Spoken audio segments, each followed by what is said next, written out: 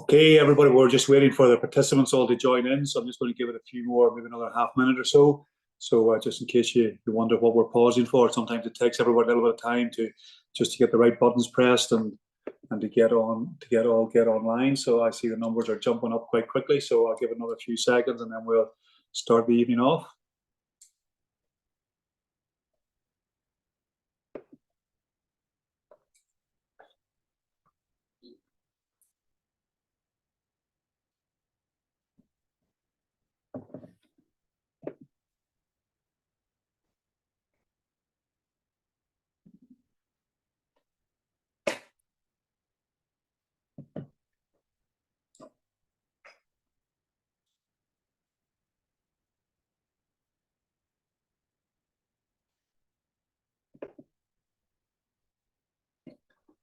Okay, everyone, I'd like to welcome you all this evening. This is the fifth and the final in the series of seminars in conjunction with AgriSearch, AFBI and the UFU.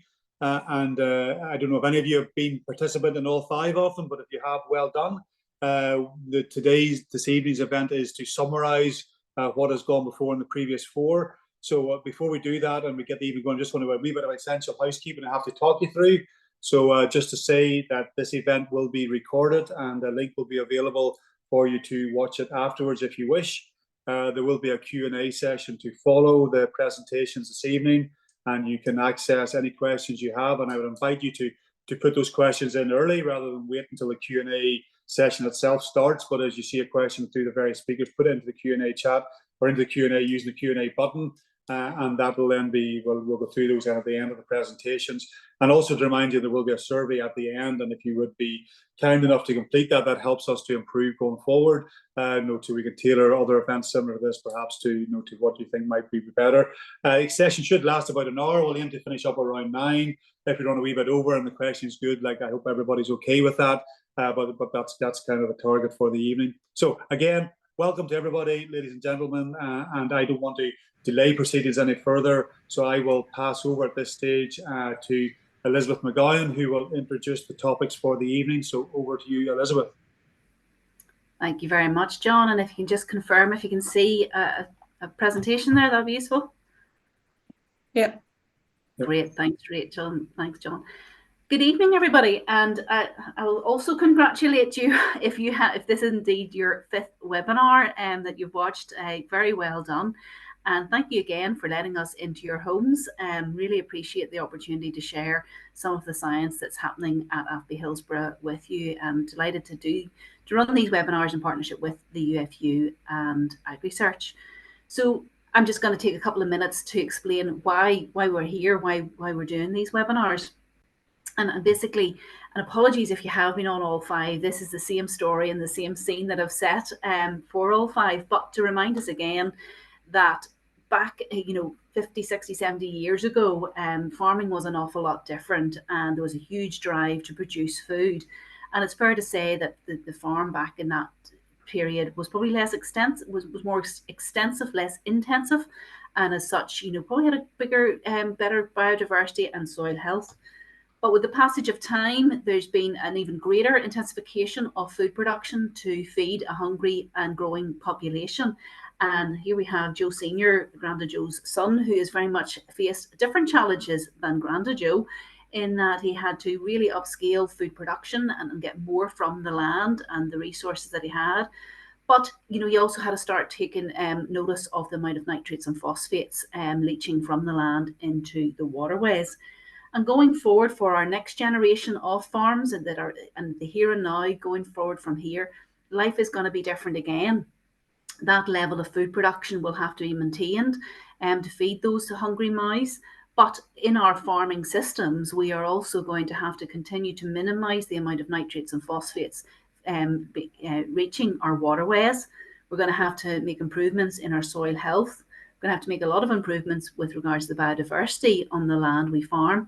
And lastly, but by no means least, this air quality agenda has really come up the priorities, with ammonia emissions being a very key one from a local perspective, and then those greenhouse gases of methane and nitrous oxide agriculture having a very significant impact on the levels of those in Northern Ireland.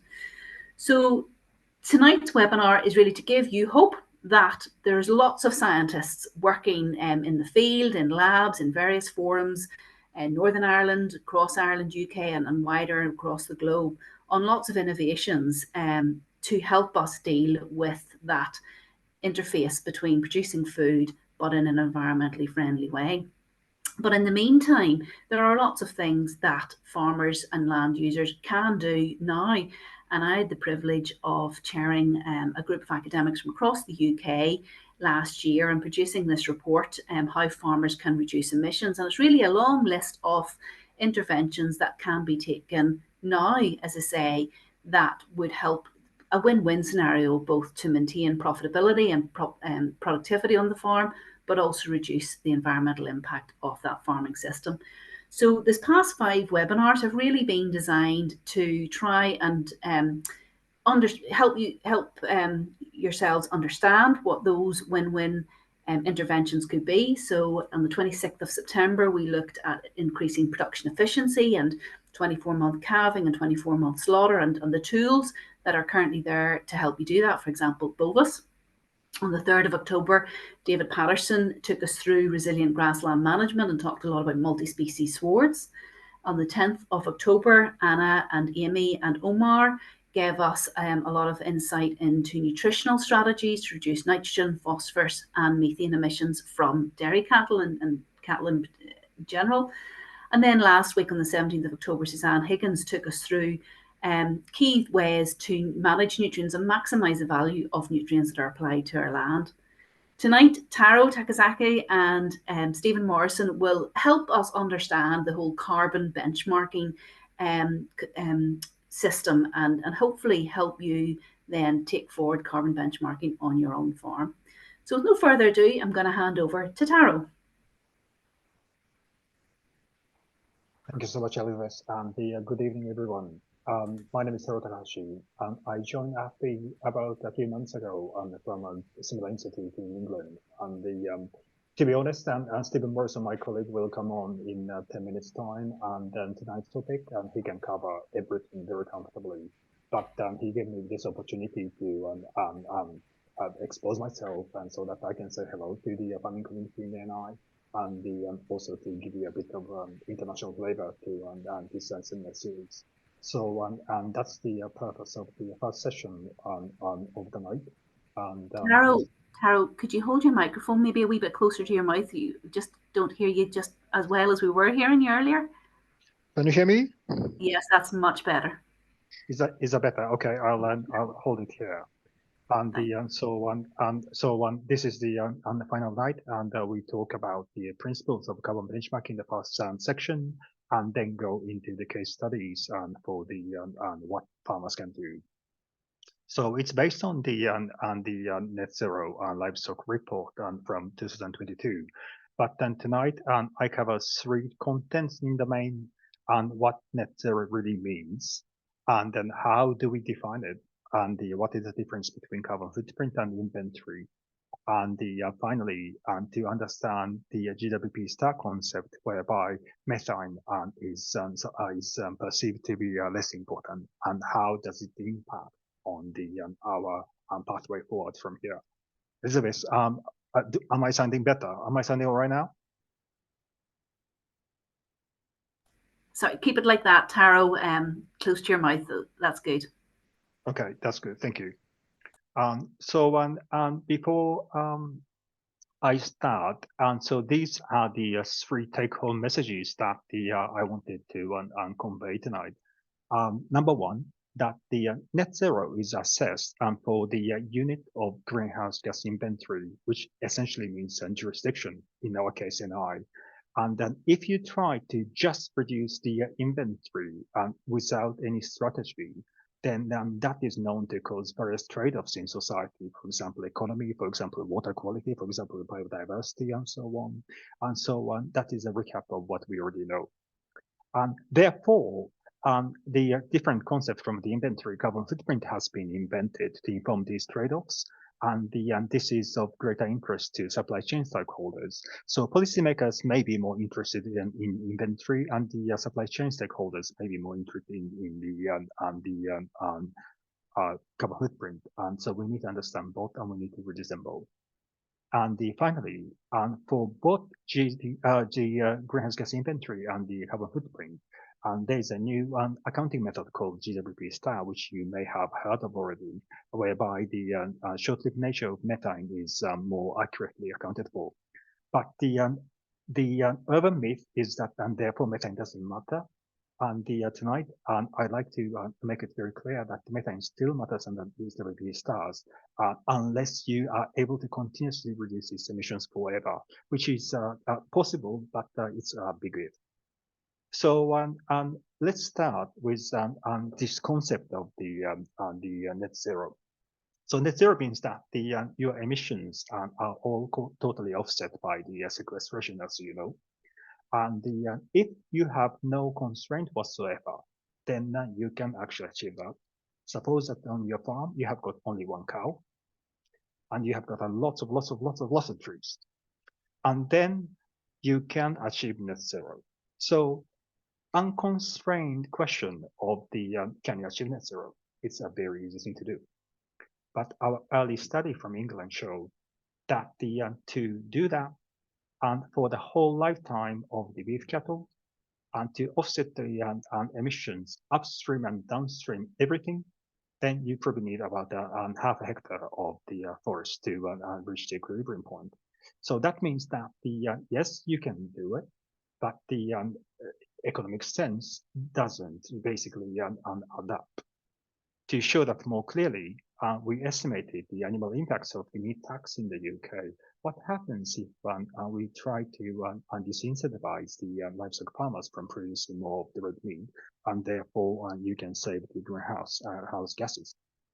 We show that yes, indeed, if you do that, you can reduce the emissions from the whole of the UK, and you can have the positive monetize the impact from it, because you have got a cleaner environment and so on. However, we have also shown that the economic losses associated with it is quite large. In our scenario, it was about 240 million pounds per year. And more importantly, these losses were much bigger than the monetized amount of the greenhouse gas saving. So in other words, if you just don't think about anything else, we can achieve net zero. In the most extreme case, you can import all the food, and then we are basically achieving net zero because we are not emitting anything from our own agriculture. But when we say we will achieve net zero, usually it generally implies that we will do so without incurring negative societal consequences. This is understood, not very often said, but understood. And that these societal consequences include economy, food security, health, and the non-climate environment, for example, water quality, ecology, and many more aspects of the society. So that's why we have to take balance of it. And then that's how the carbon footprint concept was invented. You may already be aware, but there are hundreds of greenhouse gases in the world. And then these are 2 pages out of 12 pages from the Intergovernmental Panel on Climate Change and defining greenhouse gases. But there are only 3 gases that are pertinent to agriculture in the main. Our modeling studies have shown that about 99.9%, this is not figure of speech, literally 99.9% of the greenhouse gas emissions come from these 3. Therefore, the others really don't count at the practical level. And they are CO2, methane, and the N2O. And they have got different lifetime, and they have got the different characterization factor, meaning that how much the radiative force they impose so that it contributes to climate change. And they have got the different pathways in terms of how they are produced. For example, the production of fertilizer, the factory, contributes to CO2 emissions. Enteric fermentation contributes to methane emissions. And the application of fertilizer, nitrogen fertilizer, contributes to the N2O emissions and so on. And my colleague Stephen will discuss more about how you can reduce them at the each of your farm. But for now, we would like to make a distinction between the on-farm emission, also known as the greenhouse gas inventory, and the carbon footprint. So greenhouse gas inventory, which is the policy goal in the main, means that we measure what is happening on the farm. So that means that if that doesn't happen on the farm in the UK or in Northern Ireland, then it doesn't count for the greenhouse gas inventory. In another extreme scenario, if you just borrow a dairy cow from the south of the border only at the milking time and then return it after that and then bring it back in the evening milking time, then you can significantly reduce the greenhouse gas inventory because it's not happening within the UK. However, as I said, and that is not the only measure of the societal benefit because there are a lot of trade-offs. And so the concept of carbon footprint instead covers the whole of the supply chain. In other words, the inventory is the location-specific concept, and the carbon footprint is the commodity-specific concept. And supply chain and stakeholders are more interested in the commodity-specific concept because they can then talk about how much greener their products are compared to the rivals. Whereas the policymakers are more interested in talking about inventory because they want to talk about their performance of their own country compared to the other countries in the world. So that is the another important distinction here. Either which way, we measure carbon footprint, we measure greenhouse gas inventory because we want to know how that would affect the climate change, and in particular, how that would increase the temperature. So in that regard, we have been using the assessments method called the GWP 100, Global Warming Potential 100, for a long time. But the new studies are increasingly showing that it doesn't predict the temperature change longer term very accurately. So what you're seeing here is the diversion from the predicted temperature change and from the actual temperature change as predicted by the physics modeling. And then therefore a new concept called GWP star, whereby the fact that the methane is a short-lived gas, meaning that it gets decomposed into another form of gas much more quickly than others, and should be taken into account. So that's the consensus, or increasingly becoming consensus in the academia working on the climate change. What it means is that because methane is a short-lived gas, that means that over long term, the effect will be offset because it's no longer in the atmosphere. What you're seeing here is the another study of ours showing the impact of the greenhouse gas emissions from a farm after 100 years. In other words, how much of the temperature change 100 years from today can be attributable to the emissions on the farm today. So we run mathematical model to estimate that. What you're seeing here is that even if you change the methane emissions on the farm, it doesn't change the color that much. Blue stays blue and the red stays red. So that means that the effort to reduce methane emissions does not matter if you are only interested in the impact in 100 years from now, because by then methane is all gone. On the other hand, though, if you keep emitting methane for the next 100 years, and then if you account for the cumulative impact of all these emissions at 100 years from today, then methane does matter. And that's because this continuous emissions mean that you are not removing it. And so, yes, today's methane does not matter much, but it pushes ahead and replaces all the old methane. And ultimately, it still matters. So what you're seeing here is that if you are to emit every year, then the color has got the gradation. So if you reduce the methane, then you can actually change the color in terms of the emission, and therefore your carbon footprint and your contribution to greenhouse gas inventory would be so much lower. So, and that means that it is not true to say that the methane doesn't matter just because I use GWP stuff. However, there is a positive news about our shale net zero case study, which Stephen will mention in a minute. And so we calculated the reported values based on the GWP 100, which is the global standard of the impact assessment method. But we recalculated this using the GWP stuff, and what we found was as follows. We already knew that the combination of the mitigation technologies would result in UK-wide reduction in greenhouse gases of about 8.2 gigatons of the CO2 equivalent, and about half, a little bit more, came from the methane reduction using the mitigation strategies for the methane, especially enteric fermentation. And because we are able to reduce methane, that means that the compared to in our immediate past, say 15 years ago, we will reduce the amount of methane in the atmosphere, and that leads to global cooling. And the amount of, or the impact of the global cooling we are able to achieve through these technologies we found are bigger than the impact of the CO2 and M2O per year in terms of the global warming. Therefore, the conclusion was that no additional contribution to climate change from the livestock sector would happen if all farmers adopt all these greenhouse gas mitigation technologies across the UK.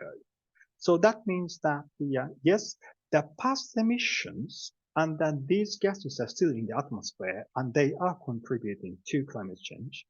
However, no additional contribution will be made. Whether that is enough or not is a policy question, but science-wise, it is possible for us to stop the impact right now if we are all to use the mitigation technologies. However, there is a huge caveat here. The reason why global cooling effect happens is because we emit less methane today than, say, 10 years ago, 15 years ago. Therefore, this routine, this cycle has to continue far into the future. Say 15 years from today, all the old methane will already be gone from the atmosphere. And at that time, because our emission level would be the same as what we would do today after the adoption of the new technologies, there is nothing to cool down anymore. At that time, therefore, we have to come up with new mitigation technology to further reduce the methane for this scenario to continue. Therefore, what it means is that we cannot just be complacent about the fact that we use the mitigation technologies and therefore we can reduce it. This has to be an infinite loop, and so that the all these offsetting mechanism will mathematically continue long into the future. And probably that's a good thing for us agriculture scientists, because that means that we are less likely to be unemployed. But the effort has to continue to ensure that we are sustainable industry long into the future. So on that note, I stop my talk, but I'll be very happy to answer any of your questions. Stephen, over to you. Thank you, Taro. I'll just try and share a screen here. And fingers crossed. Just confirm, Elizabeth, you can see that screen? Yeah, perfect. Perfect, perfect. Again, so thank you, Taro. Taro's sort of given us a sort of a whistle-stop tour of inventory versus footprint and the differences between those, but also give us a bit of a flavour of the hot topic of GWP star. So what I'm going to do now is really go through examples of what we can do right now using the current sort of carbon footprint and methodologies to help reduce our footprint. So again, a lot of this is going to be based on the CL Net Zero report that Elizabeth chaired and brought experts across the whole of the UK. And again, contrary to the pictures you have on your screen, hopefully, I'm not going to cover the monogastric sector, and that's purely based on time. And I'm going to focus on dairy, beef, and sheep. Again, that's just a recap of that actual publication, which is available on the website there, of how we can reduce our emissions. And again, it did bring experts from across the whole of the UK. And again, in the interest of time, I'm going to focus on the carbon footprint aspect of it, but the report also does give the impact at the national inventory level as well. And for those that are up to speed with footprinting tools, and the range of tools are out there, we use the AgriCalc footprinting tool within this and work closely with the AgriCalc team. So without further ado, I'll go straight into the first case study. So in this example, it was a dairy farm, and it was a spring calving grazed grass focused farm. Again, this is a real farm that's out there in the UK. So it's almost 400 cows, just over 200 hectare platform, just over 5,000 litres per cow at high solids, and again, calving at 24 months of age. So you'll see the total emissions on the sort of presentation of the slide were just over 3,300 tonnes of CO2 equivalents. And then that's on the traditional metric that's currently there, not GWP star. But again, on the pie chart, you'll get to see where those emissions are largely coming from. And the big players there really are enteric fermentation. So that's that digestion of the feed, digestion of the diet in the animal itself, and the methane it produces. Manure management and fertilizer being the big components in that particular farm. That resulted in a carbon footprint per kilogram of milk of 1.46 kilograms of CO2 equivalent per kilogram of milk. So what could we do on this particular farm to try and reduce that footprint using the technologies that are available now or coming very soon? So again, apologies for the lots of information on the slide, but I'll try and work my way through this and maybe just focus on a number of key areas. And hopefully you can see my mouse moving over the screen here. So again, when we looked at the data here, we could see on this particular farm, the farm was carrying a lot of surplus replacement stock, much longer than they needed to. And also within that, there was a lot of opportunity to improve the productivity of the grassland. And that wasn't putting more fertilizer, and that was getting the soil into a fertile state, and also looking at the grassland management techniques to boost sort of productivity of that land itself. So by doing that alone, we were able to bring the footprint down by 7.5%. If that land that was then released by being more productive and also releasing or removing some of those surplus replacement animals from the herd, if we put some of that land into forestry, that would then potentially reduce the overall footprint by almost 18%. So again, fairly big savings in the footprint level there from ready to go technologies currently. Again, I'll not step through every technology here, but we could look at fertilizer amendments, so converting more into protected urea or using nitrous oxide inhibitors in some of the fertilizer formulations. Again, could reduce our footprint by almost 3%. Again, thinking of the theme of nitrogen use and how we use our nitrogen. Again, switching more and more legumes into the grassland, particularly the grazing grassland, we could bring the footprint down 8%. And again, in the earlier seminars, I think it was maybe 2 seminars ago, Omar discussed the methane inhibitors and what's happening in the world of science in that space. And again, there are inhibitors starting to come to the market, and there will be more and more coming in the future. So we assumed either the inhibitors with a 15% effectiveness of reducing methane from the cow or 30%. And again, you can see substantial reductions in that carbon footprint. But what's going to happen is not going to be a silver bullet type approach here. It's going to be compiling and collating a number of these strategies together where we're going to get the biggest impacts. So again, if we just simply took being more focused in our dairy enterprise by reducing the number of surplus followers, improved our grassland management, and added in the dairy methane inhibitors, we then added in the land saved and put it to forestry. That particular farm, and this is where I must stress is specific to this particular farm, had a 31.5% reduction in its carbon footprint. So again, big reductions from technologies that are nearly there or there already. So moving into a different version of a dairy farm systems, this is looking at a more an indoor high yield focused farm.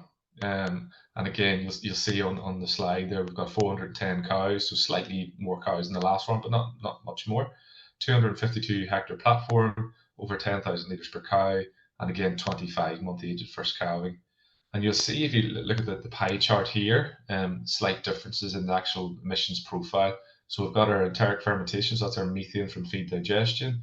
Manure management will be slightly less. We've got maybe a little bit less in the fertilizer possibly, but more coming in the purchased feed itself. So that's the importation and the footprint associated with the feeds that are coming onto the farm. Again, total emissions on the farm, but pushing towards 5,000 tonnes, but footprint per kilogram of milk, 1.18. So what can we do in this particular farm to try and reduce those emissions per kilogram of milk? So in here, again, similar, we'll step through, not go through every one of these, but Again, we looked at the age of first calving. It was reasonably good at 25 months, but there was scope to improve it even further down to 24 months. So even that small saving of a 1 month age first calving was almost a 1% improvement in the carbon footprint. Couple that with the land you might release from having less of those followers in the system, and again that gets you up to sort of 5% when that land's used for forestry.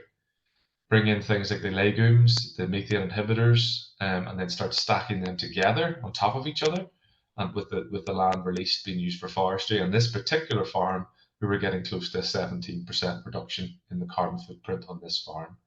So again, a major reduction, bringing the carbon footprint of the farm just below that 1 kilogram of CO2 equivalent per kilogram of milk. So that's the dairy case studies, two very different systems, but it was to show within those different systems we can make significant reductions in our footprint. Moving on to a beef case study, so this is suckler beef. So this is an example farm as well, based on a bit of Scottish work. Again, it was a 100 cow herd, 700 kilogram cow live weights, calving rate about 86%, 79 animals slaughtered per year, beef animals slaughtered in and around that 21 months, and homegrown heifers calving first at 3 years. So again, you'll see a different sort of emissions profile as what we had for the dairy farms. So again, very much reflecting the system. And again, you'll see the total footprint here, 35.73 kilos per kilogram of dead weight on the farm. So what can we do in this farm? So slightly differently to the last case study, what happened in this situation was the mitigation strategies were cumulatively stacked on each other. So you'll see it here in this particular chart. So again, we started up here at a footprint of 35.73, and what we could see was there was opportunity to increase the number of calves reared, and again, that was by 5%. Could be pushed harder, but that was what was aimed at 5% improvement. Reducing the age of first calving to 2 years, which again is the best practice standards out there. Again, reduced our carbon footprint by 1.4, plus then adding that on brought us to 8.2. So now we're cumulatively at 8.2% reduction in our carbon footprint. Add on that the cow weight, we can target reducing the cow weight through genetics and improvements in that space. Again, further reduce the carbon footprint, but only a small amount in this case. Reduce the age of slaughter further down to almost close to 18 months, a fairly big reduction in our carbon footprint. Now we're cumulatively sitting at 20.5%. And again, add some of these other mitigation measures to improve grassland management, the methane inhibitors, and I think this was assumed at a lower, I think it was 20% effectiveness rate. Add in improved manure and nutrient management, and then some inhibitors on the artificial fertilizer itself. And in this case study, we managed to get the footprint down by 37% on the sort of real farm situation. So a big saving is possible. And again, bringing this through into the sheep sector, we picked up 3 case study farms here, 2 from the hills, 1 from the lowlands. And again, I'll not go through it all in depth, but again, these are real farms across the UK. So 690 Welsh ewes in the first farm, and again, a mix of mule and Texel ewes on the second farm. On the lowland farm, it was Clins and Abermax farm, over 1,400 ewes in total. But what you'll see on the emissions profile on these farms is very different. Obviously, on these farms, there's very little in terms of energy use, so again, a small part of the footprint. A big chunk of the footprint will be methane and feed digestion. So that's the enteric fermentation we talked about earlier, because there's a lot less supplementation, so there's less coming in from feeds, potentially less coming in from other sources like bedding, etc. Again, apologies for so much on one slide, and I wasn't going to go through every number in detail. It was more just to show that there are some common threads coming across these farms, which are very different. And again, those threads are circled here on the chart. So again, as I mentioned, improving things like fuel efficiency on the sheep farm was a relatively small impact, and that's because there was very little fuel usage in the first place. So again, very small. But things like adding greater incorporation of legumes into the soil, improved fertilizer management in terms of the timing and the placement of that fertilizer, and again, in things like improving sheep health leading to improvements in sheep productivity, all contributing together with things like nutrition, we're getting us a cumulative saving of around 37 on this farm, 27% in this farm, and 14% in this farm. If we added in things like the methane inhibitors, which are hopefully not too far away, that could make major savings to our carbon footprints at 67% in this farm, 49 and 37. So the potentials are there. The challenge with some of the methane inhibitors, which was talked about in the previous webinars, was making them applicable to the grazing situation, which the researchers around the world are currently working on.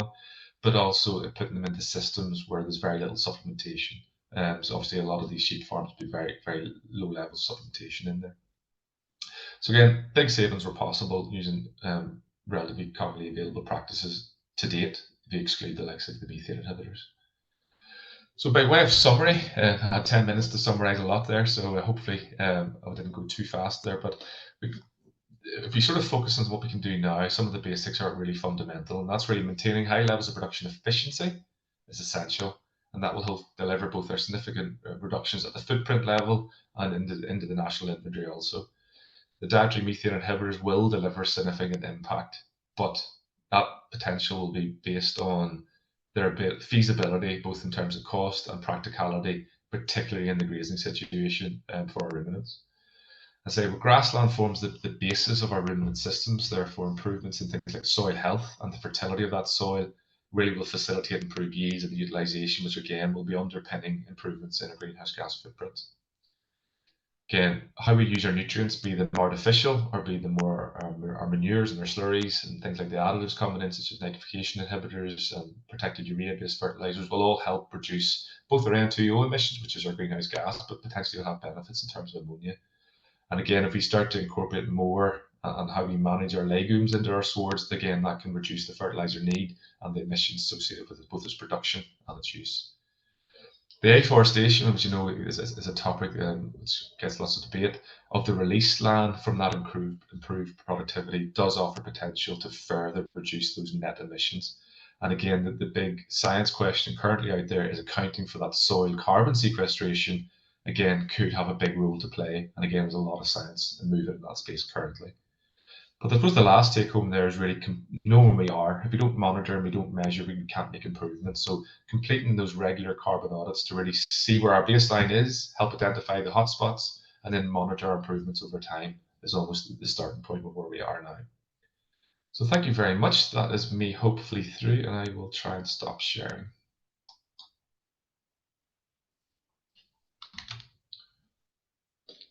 That should be me.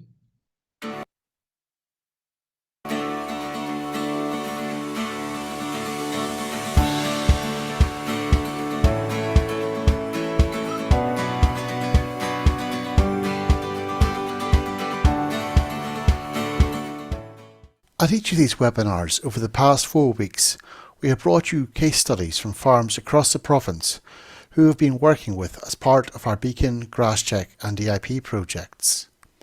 These farmers are an integral and vital part of AgriSearch's work, and we couldn't deliver programmes such as GrassCheck without their help and support.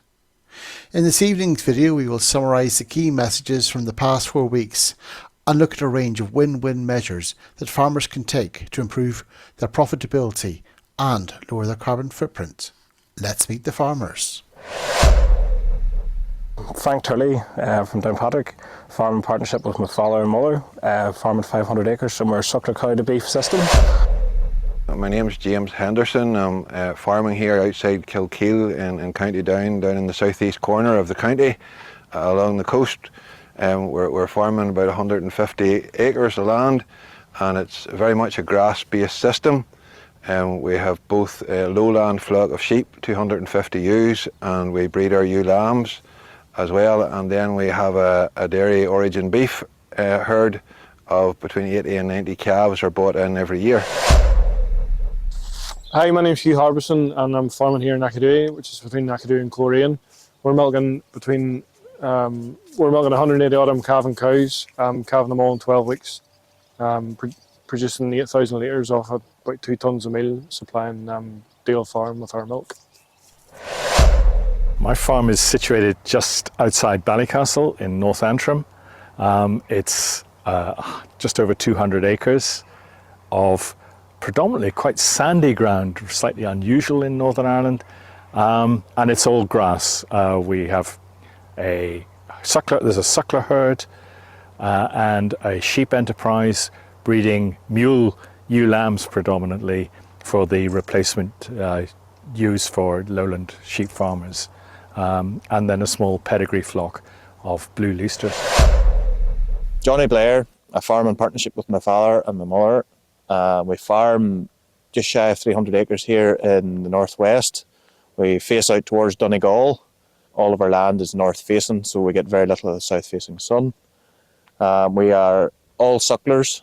We have somewhere in the region of around 90 cows, trying to take everything through to beef that we can, but we do sell live as and when we need to. We are trying to target a more of a low input system here now as opposed to a high production system. I'm Thomas Steele. I farm here in Kirkcalban, County Down, in partnership with my parents and my brother.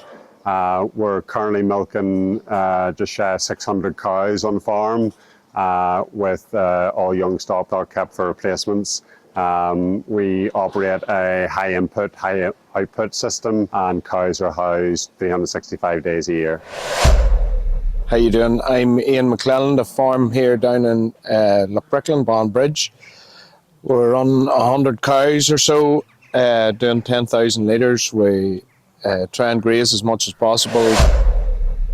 Increasing production efficiency isn't exactly a new message, but it is still a very important one.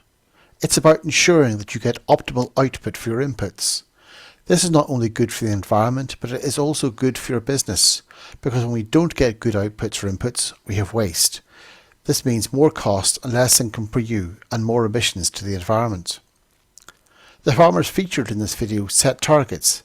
They regularly monitor performance against those targets, and if they are not meeting those targets, they take prompt action to address the issue. Key targets include slaughtering cattle under 24 months, calving dairy and suckler replacements at 24 months, and a calving index of close to 365 days. Using the right genetics is also a powerful tool for improving your efficiency and lowering your carbon footprint. So this was all about here, where everything's a grass-based system here on a rotational grazing paddock-based system. Maximise the amount of grass we can grow. Everything through on the farm is brought through the beef and finished off grass. There's no concentrate or little to no concentrate finished on the farm. Cattle are sold under 24 months old, averaging about 310 to 15 kilos dead weight. The steers and heifers across the board.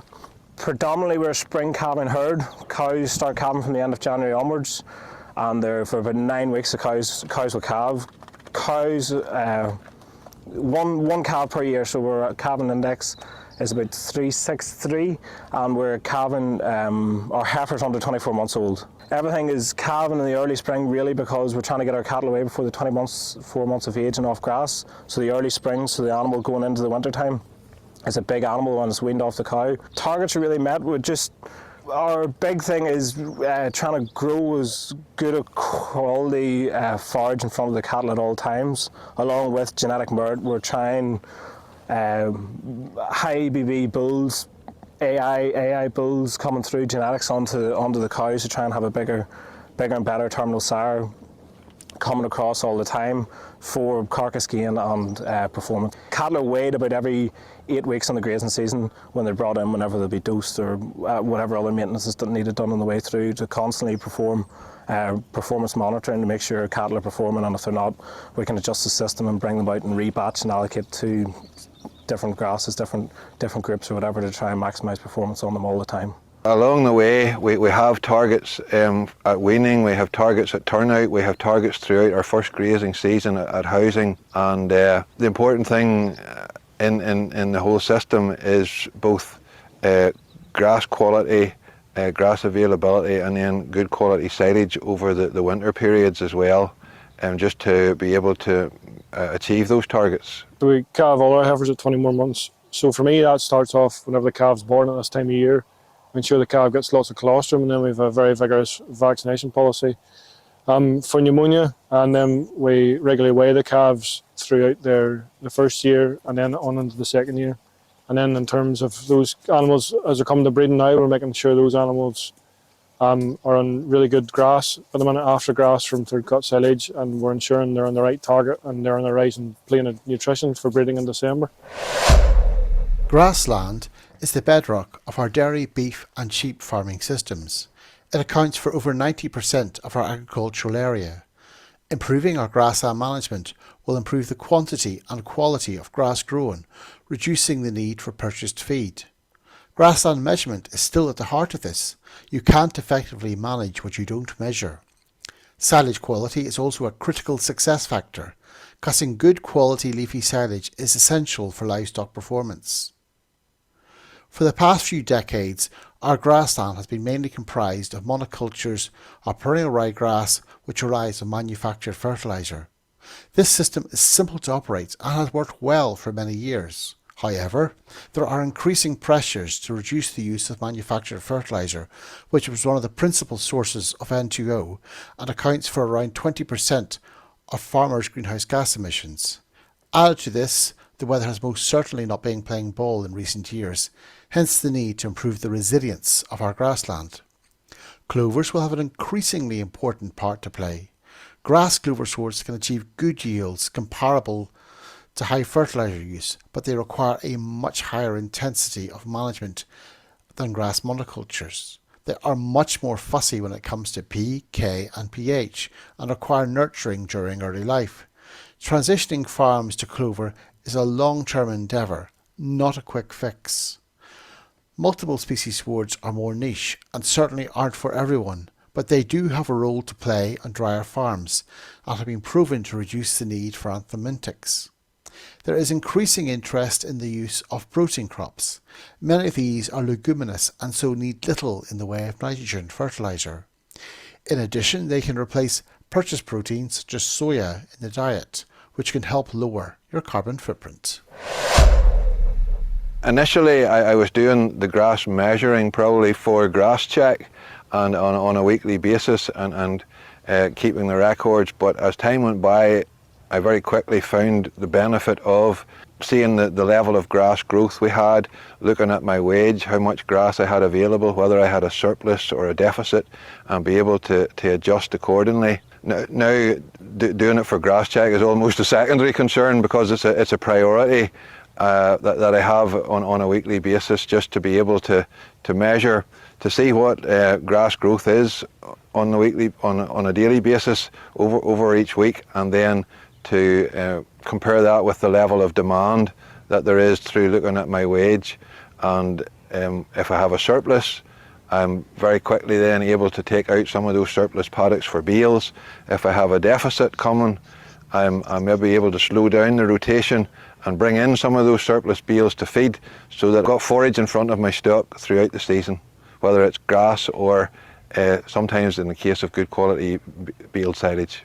I suppose now since 2016 we have been operating paddock systems for our cattle initially, and then we've also introduced it to the sheep, and we found that a great benefit. Most of our fields are 6, 7, 8 acres in size, and to really graze those out properly is very, very difficult to do. So we split them into, for the cattle it's into 2-day paddocks, the sheep it's into 3-day paddocks, but it means that we concentrate on one area of the field and it's grazed down to covers of 1600 in the early springtime, and then we move them around to the next paddock, and that allows the previous one time to get up and the leaf to get going again. And it, apart from growing more grass, we're utilising the grass better, and the stock seem to thrive very well because we're able to present them with good leafy swards at each grazing.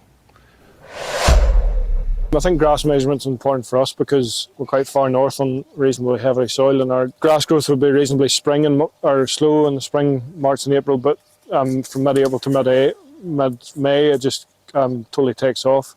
And it takes a lot of managing, and the information we get from GrassCheck, and just particularly walking our farm once a week and seeing what the fields are doing, allows you to take fields out and ensure good quality grass throughout the spring and summer months, and allows you to budget and see how much grass is available for the cows. On our silage operation, again, trying to make as good high quality forages as we can to sort of reduce the amount of bought in concentrates. On the farm here, our ground we're quite early, and we can actually get away with making 4 to 5 cuts of silage per year. First cut will normally start anytime sort of end of April, start of May, and then we're consistently cutting about every sort of 5 or 6 weeks after that. That high quality silage is sort of the key to our system here, and we need that consistent silage to maintain high levels of milk production. when we initially, I suppose, went to the multi-cut system, what we have noticed, I suppose, a big difference is just we don't really end up with such a bad cut of silage. All our cuts are the same, and for our cows here, we need the same ration 365 days a year, and our first cut, second cut, third cut, there's not a massive difference in them quality-wise. And I say we can sort of feed those to all our stock on the farm here. So I say consistency would be a lot more uniform. Traditionally, whenever we've bought a grass seed mix, we've always had that kilo of white clover in it, and we've never gone away from that. We've always saw the benefit there, and we're grazing paddocks maybe 2 years out of every 3. We're taking silage out on the 3rd year, and we're moving around in that rotation where we're allowing and encouraging the clover in the swards each year. And that has meant we have been able to ease back a little bit on the use of nitrogen fertiliser. And then, as you said there, we've introduced red clover a few years ago, and that has been made into big bale silage to be fed to young calves. And again, well, that's just grown on slurry and no nitrogen fertiliser, and that has been a really good benefit there. High protein forage with no nitrogen fertiliser. So we've got about 15 hectares of multi-species on now on the grazing platform. As you can see behind us here, this is one of the paddocks, and it's done really well. This field has grew about 9 tonnes of dry matter per hectare this year with no artificial nitrogen on it at all, and the cows seem to really do well on it. It's not all plain sailing. There's obviously weed pressure. We direct drilled this paddock you're looking at here. We direct drilled it last year into spring oat stubble, and I think that's been a real good job, and it allowed us to manage the weeds before drilling it, particularly the docks. There's also the problem with the openness of the sward, and whether it'll have the longevity as other grassland swards in the farm, and it'll be interesting to see the results over the next few years. There's no denying the fact that the newer grass varieties are better performing, better quality, the cattle seem to do well on them, so we're just managing those and reseeding as much as we can, and keeping an eye on the soil nutrient status and making sure pH is right, P's and K's, and just getting the basics right really. Get those right, things usually fall into place okay. So certain sward types that's on the farm, we have found certain herbs there in the dry weather when it's coming in, or certain herbs are getting us where we'd be buying maybe another 10 days to 14 days throughout the grazing season if it was a prolonged period of dry weather, which is a big thing, ensuring fodder is in front of the cattle. And also the clovers are doing a very good job at, when it does turn dry, they're covering the ground cover, trying to cover to stop direct sunlight, so stopping any evaporation out of the ground and moisture being pulled out of the ground from them. So we're buying a few extra days to a week longer in the grazing seasons, which mightn't seem like much, but it's a whole lot whenever it comes into the whole picture of the whole thing. So. We've got quite a few multi-species swards down now, quite a diverse multi-species swards with about 14 or 15 different species of plant in it. Seeing a lot of benefit from the point of view of being able to grow at any time of weather conditions, shall we say. It's not affected by drought, or it's not affected necessarily by excessive rainfall events. Opening up the ground and the soil is as much of an importance to me as it is what it can grow above the ground.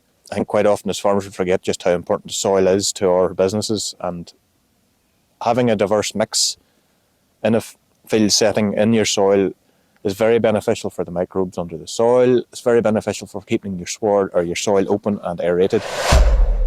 Looking at the way prices have gone, etc., we're always looking, homegrown forages are the cheapest.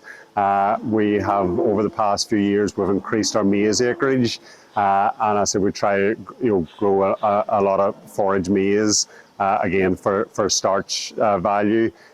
We also have started growing lucerne, and again we've found that has reduced the amount of bought-in protein that we need on farm here. So that's the field of lucerne here. That's since first year. So that's a bit of a trial plot. There isn't many people growing lucerne in Northern Ireland. So along with AFBI, the Research Institute, this is one of our newest research projects we've been coming along on. It's the second cut now. It's the first week of September, and this is the second cut that's been taken off it. more than happy with establishment coming forward. People are telling us how hard it is to establish and stuff, but we got this on a good establishment in the spring and a good first cut, very little weed problems, and again, second cut has been a very good crop stand the whole way through. More than happy with it.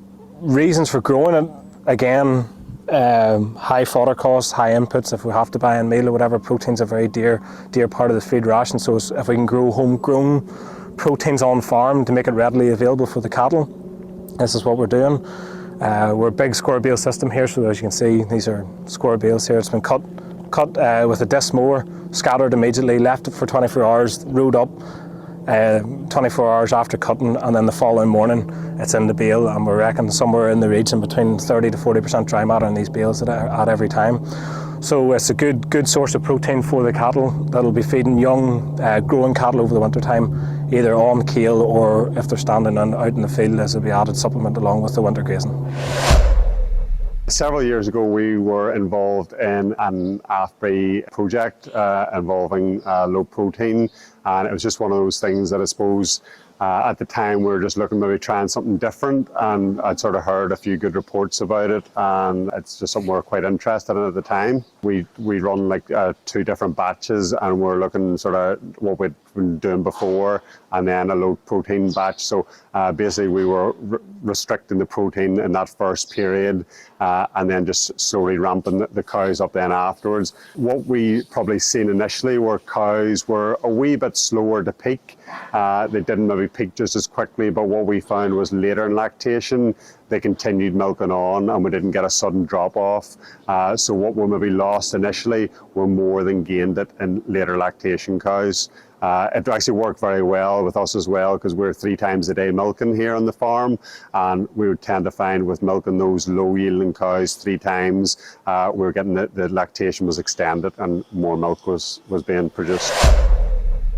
Nutrient management in grassland is an important topic both for the farmer and for the environment. The price of manufactured fertilisers, and compound fertilisers in particular, has increased considerably in recent years. This makes it all the more important that farmers optimise the use of their organic fertilisers, namely slurry and farmyard manure. Soil testing is an essential component. A pH of 6 or above is critical to ensure that you get the full economic value out of your fertilisers. Lessee application will further enhance the uptake of nutrients. Some of our farmers are now seeing benefits from using precision fertiliser application technology. Yeah, on the farm, recently, due to legislation, we have started spreading slurry with dribble bar. Again, we've found that probably regrowth will be a lot quicker, and especially with our multi-cut system, we need to get the slurry out quickly, get fertiliser applied to allow that to grow again, and for cutting the next time. We've also, I suppose, maybe been targeting our slurry a lot better.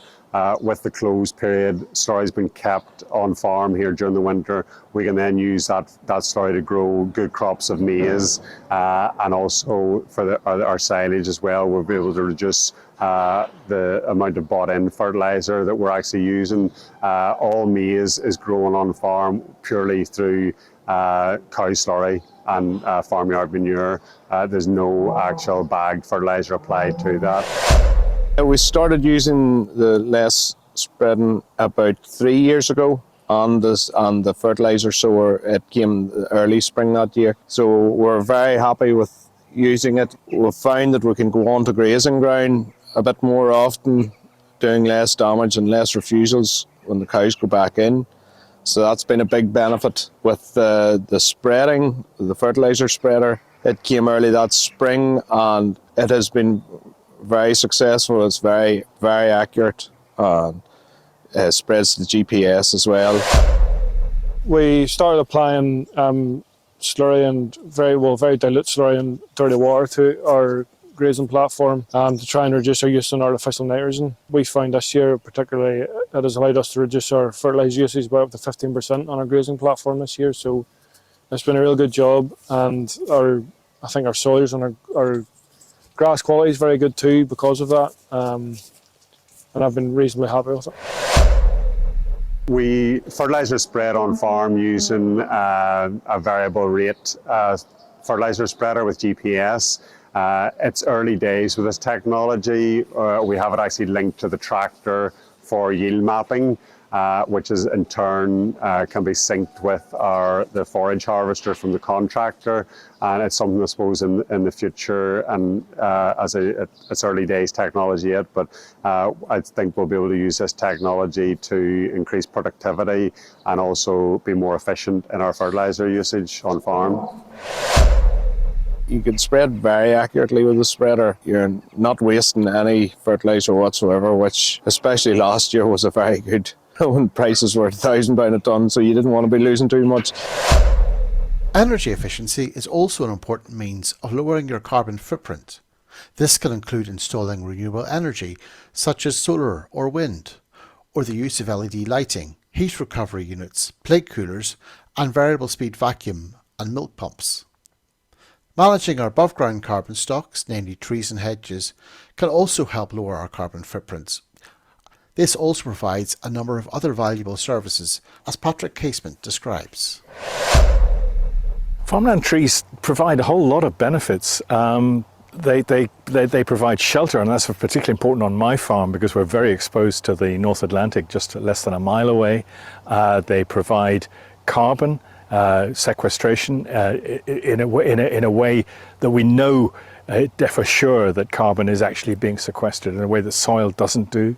They provide shade in the summer, and that could become increasingly important as the climate changes perhaps. And they improve the soil porosity and structure underneath them, and provide nutrients through the fall of leaves, the deciduous trees anyway, through the fall of leaves in the autumn. So they provide a range of benefits, apart from the fact that they just look beautiful. Lowering carbon footprint can seem like a big, scary topic to many farmers. But in reality, the first steps to lowering carbon emissions is ensuring that your farm is operating as efficiently as possible. That's a win for the farmer and a win for the environment. If you are interested in finding out more about carbon benchmarking and mitigation options, then there are a range of excellent materials available on the AgriSearch and CL websites.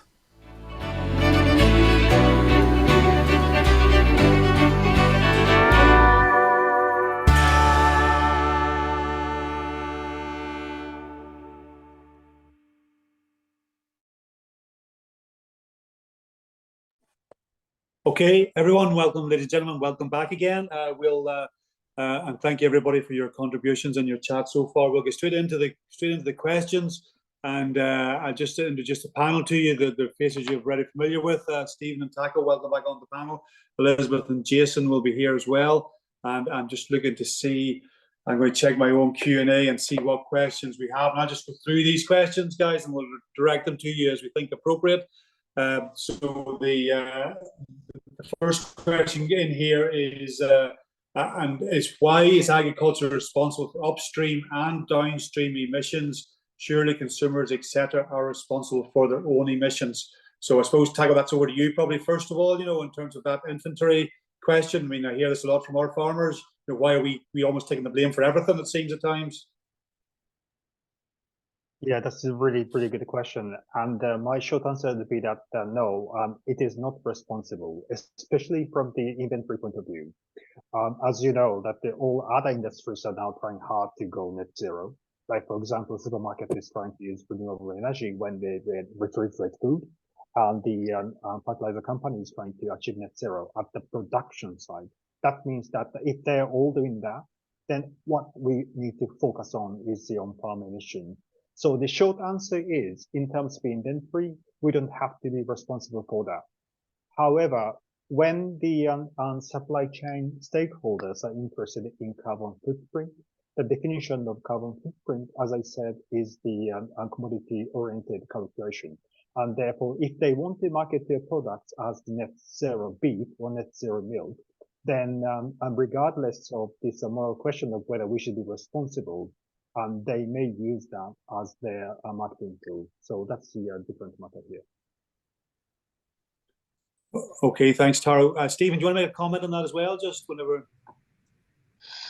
Yeah, I think Tara covered it. It really is that on the footprint, and you will pick that up to reflect the commodity footprint. The actual product at the end of the production cycle, from sort of the feed, the fertilizer, the fuel, right through to the processing in the factory, etc., which will be the final footprint of the product. But at the inventory level, you'll be focused on what's in your control in terms of your jurisdiction. So that'll be Northern Ireland. What are we producing within Northern Ireland? So it is a bit of a difference between footprints versus inventory. But again, as Tara mentioned, as we know, all parts of the supply chain are looking to improve their footprint. So inherently, the upstreams and the downstreams will be improving as well. So again, that will affect the final footprint. Okay, thanks, Steve. Tara, another question for you here, and I think it refers back to the slide up, which showed, I think, 15 tons of CO2 equivalent from a cow equating to 0.5 a hectare, or roughly an acre of forestry. And the question here is, how long after planting forestry does it take to sequester the amount of CO2 suggested on that slide? So I suppose, is that a mature forestry? I mean, if you can hold the mic up, Tara, it's a problem with your headset. I think if you can hold the mic up so we can hear you better, that'd be great. Thanks. Yeah, that's again a fantastic question. I just want to show you one slide. I cheated and prepared this while everyone was watching video. So the short answer is it doesn't matter. The reason why it doesn't matter is that when you look at the relationship between the year since planting of the tree and the speed of carbon storage, which is measured by the slope, how steep this slope is, it doesn't change that drastically. So that means that, of course, it becomes slightly more steeper after, say, 10, 15 years. And that's because now you have got the thicker resistance, and therefore you have got the more speedy uptake of the carbon from the soil, or the nutrients from the soil. But ultimately, this the slope doesn't change as much. And therefore, even from the first year, and since the sapling is planted, you can start sequestering the carbon quite efficiently. And in terms of the modeling, the case study we showed is the equilibrium value, meaning that we accounted for this year-on-year variation already into the calculation. So the saving potential you saw was the average across the long life cycle of the trees. Okay, Darren, maybe I might ask you then, in terms of, you talked there about forestry and the sequestration ability of a 0.5 a hectare in that respect. How does that compare with grassland, managed grassland, in terms of its ability to sequester carbon?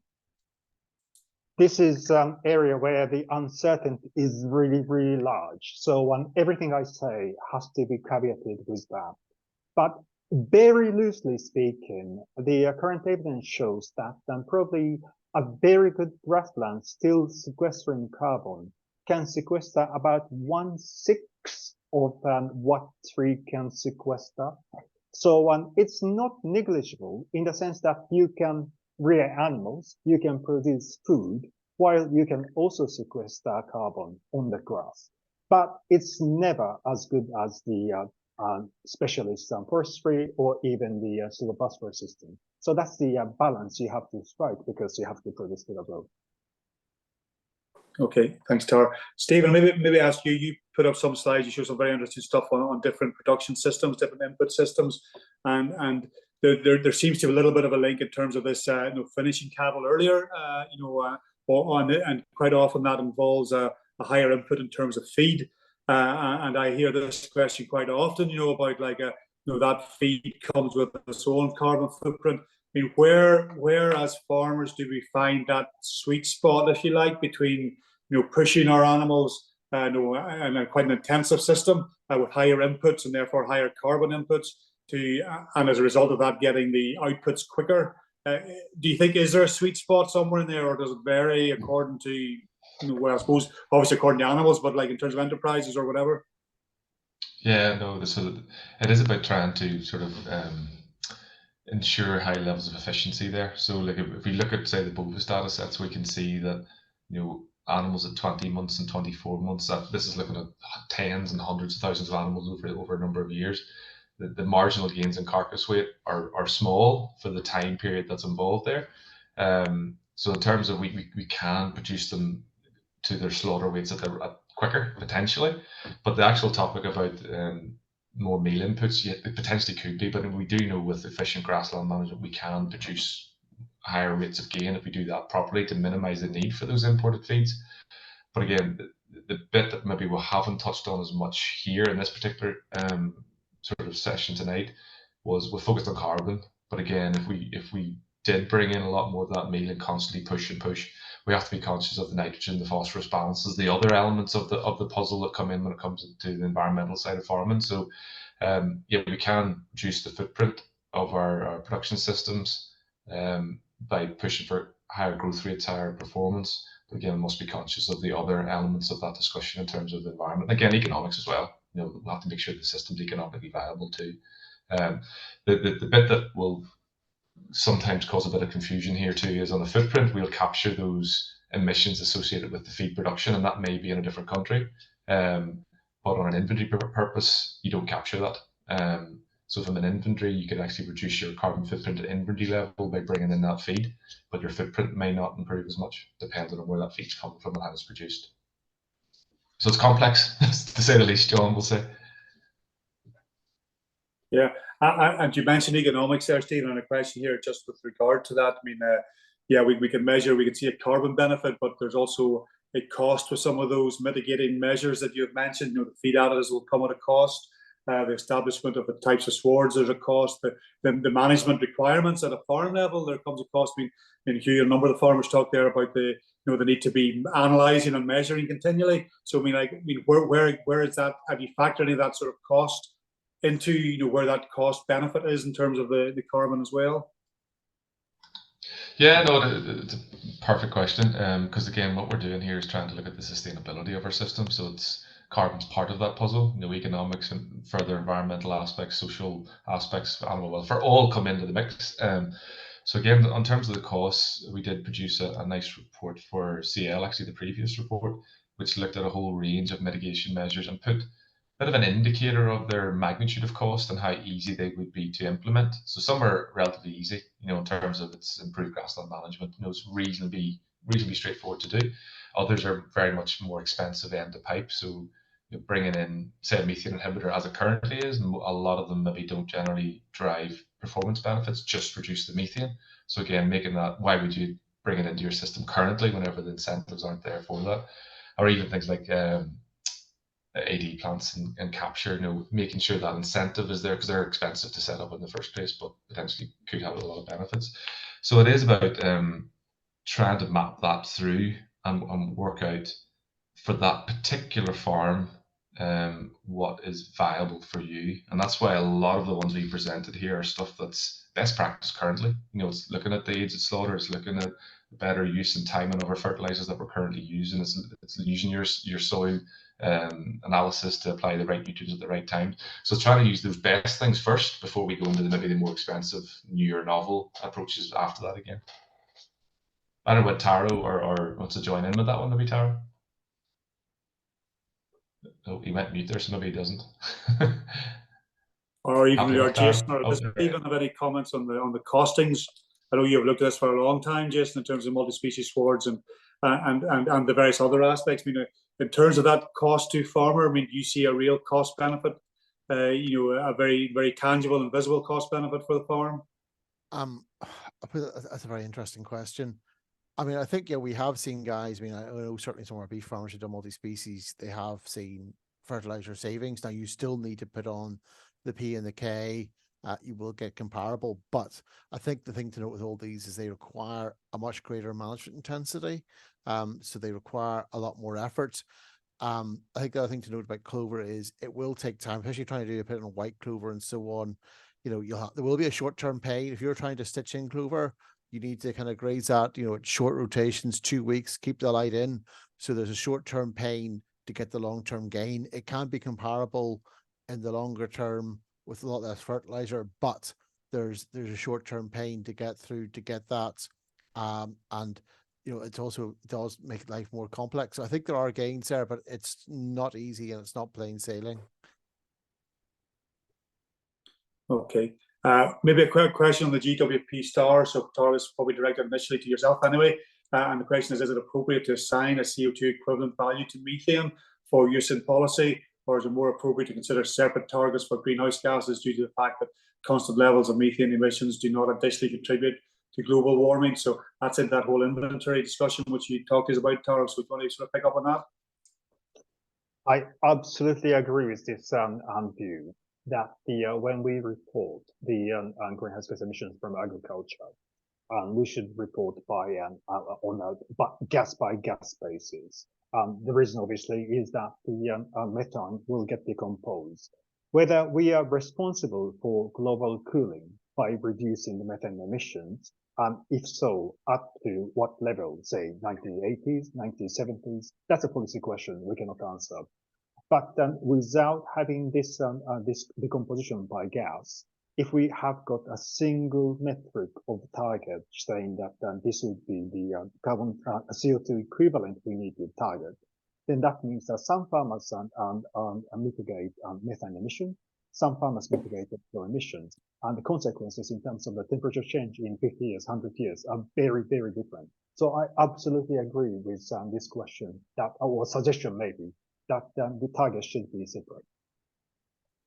And in terms of a time frame around that, Tara, I mean, at UFU, we have raised this for quite a while now around GWP star and the effective measurement of methane and the breakdown stuff. And we're told things like, well, this is a UN internationally accepted measuring mechanism, and it's not something that we can unilaterally in any way sort of change. But I mean, if there's good science supporting the argument that you're making, and I've heard others make, I mean, how far or how long does it take, do you think, to get that brought into the science so it becomes actually more realistic in terms of the expectations?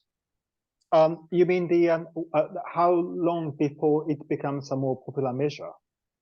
Yeah, I mean, yeah, because we're still working under the old GWP standard for methane, and we think we should be using GWP star. I know you've said that there are still effects with GWP star, which you've explained very well. But I think it's a more realistic measure of what is our biggest emitting gas as livestock farmers, and if we can get a more realistic measurement of it, it actually the ask of us as farmers maybe becomes more achievable. And if we could see that as farmers, then at least we will actually be more prepared and quicker prepared to get on the journey to achieving that. I mean, is there international recognition for what you're proposing that we need to move towards GWP star?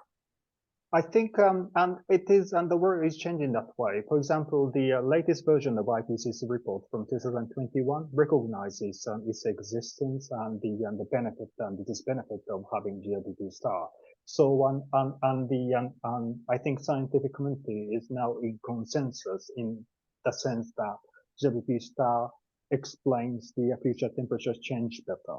And so assuming that the temperature change is the most important thing associated with climate change, then I think it will be uptaken much more quickly from here onwards. But in terms of the our pledge to net zero, say that the target is 2040, 2050. In a way, it doesn't matter, in the sense that so as I mentioned earlier, up until 2040, we can not very easily, but we can reasonably contribute to global cooling because we know that we were polluting before, and we have got mitigation measures now, and therefore we can just contribute that. And then that can also be recognized in the form of GWP 100 because the CO2 equivalent value would be lower if we adopt these mitigation measures. So in a way, it doesn't matter mathematically. However, I get what you're saying in the sense that, okay, we are actually offsetting all the CO2 and N2 emissions as of today with the global cooling effect from the methane reduction. And that is kind of morale boosting for many farmers and the industry on the whole, and therefore people may become more interested in the uptaking all these mitigation measures. If so, why not is what I would say, because ultimately the goal is to not to contribute further to climate change, and whatever people get motivated, we should pursue that avenue. Okay, thanks, Tara. A question here around feed efficiency and the point that it varies widely within stock on each farm. And the question is, how can we practically identify the most efficient animals and exploit them while culling those with poor feed efficiencies. Can we take that, Stephen, I suppose, first of all? Yeah, that's a good question. And if you're in the sort of the monogastric sector, it'll be very much around your data, and even into some of the ruminant sectors too. So if you have your information, have your data, feeding into the genetics, improving your genetic profile to start with, then you can hopefully continually bring those animals with the better genetics for feed efficiency through. That's your target. So yeah, a lot of it's going to be around the data and genetics related strategies. And then monitoring and measuring on your farms as best you can. Things like feed efficiency is difficult because intake is very difficult to measure on a farm. It's what we do on the research farms, but there's a specialist equipment for that type of behavior or measure. But yeah, so that question, I think at the farm level is probably around using your genetic strategies and constantly reviewing and monitoring your herd level performance data, or if you have your animals in subgroups, looking at the subgroup level. And within that, it's animal health is going to be a big part of that puzzle. So being able to have your health plans in place and deliver that health plan and hopefully protect the animals from any drops in performance related to health challenges, etc. So again, measure, monitor, and data. Yeah, thanks, Stephen. I think that work for like sustainable SRG, sustainable ruminant genetics is doing is very much focused on how do we do that. And I mean, I've seen stuff where we're cattle based on methane emissions, because not all cattle emit the same amount of methane. And perhaps choosing sires based on their ability to produce less methane than others. Well, these are things which we will begin to, as farmers, become much more aware of in the coming years, and we're like selecting sires and AI and whatever mechanism we're using. But all that is being developed, which I think is very interesting to see. Ladies and gentlemen, if there's any more questions, then fire them through quite quickly onto the Q&A, because we have ran over time a bit, and I'll take responsibility for that as chairman. But I think it's been a very useful discussion.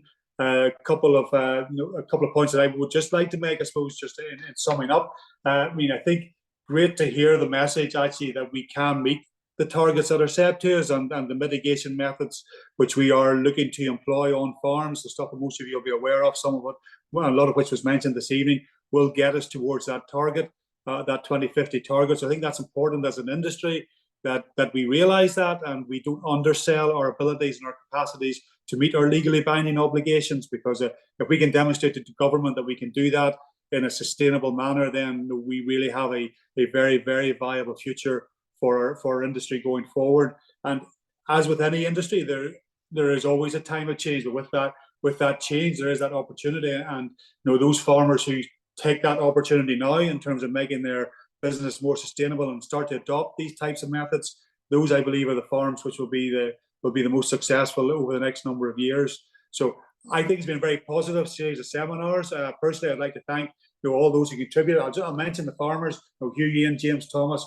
Patrick, Frank, and Johnny. I mean, without that farmer contribution, I think that really helps to make it real for all of us. To hear their stories, how they have actually lived this journey so far on their own farms. So thanks to them individually for that, and thanks to all the team there at AgriSearch and AFBI for having put this on. I think it's been a really successful series of events, and I would encourage you very much to do more of them. So I will close the evening there. Thank all of you. Wish you all good night, and hopefully see you all shortly. Okay, good night, everyone.